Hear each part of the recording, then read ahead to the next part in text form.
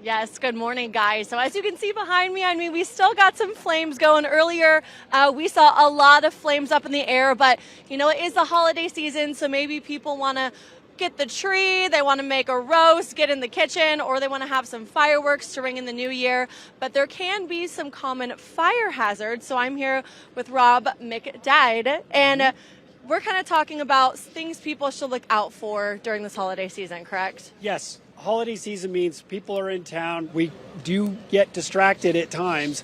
So there are many dangers that are not present in your home year round that are present in your home at this time.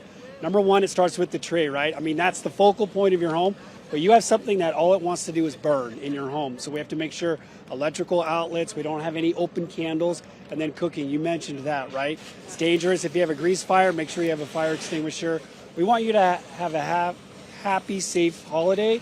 I think today was an example of what could really go wrong very quickly. Yeah, and I heard when they were talking, a tree or something of that sort can go up in flames pretty quickly, right? Very quickly. That's all it wants to do is burn, and it's going to burn really quickly. If you have an open flame with a candle, let's say a lot of the materials that are in couches, and so we might have some fireproof stuff that's in there by code.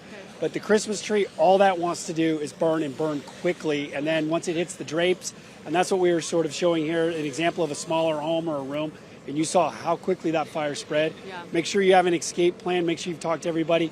When you go to bed at night, put the candles out, unplug the tree.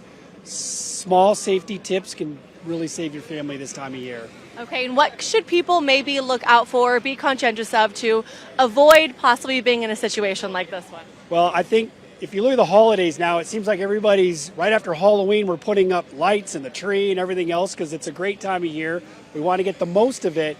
That tree, when you start seeing needles on the ground, even though you're watering it, it's highly flammable and it's ready to go. So maybe if we went on the front end, let's have a good plan when we're going to take that tree down. And again, cooking, right? A lot of family members over. We don't want the handles out. We want the handles in. Yep. Grease fire. Don't overreact. Have a blanket that you can put over it, a fireproof one or a fire extinguisher. And in the very end of the day, do not stay in your home to try to save presents or anything else.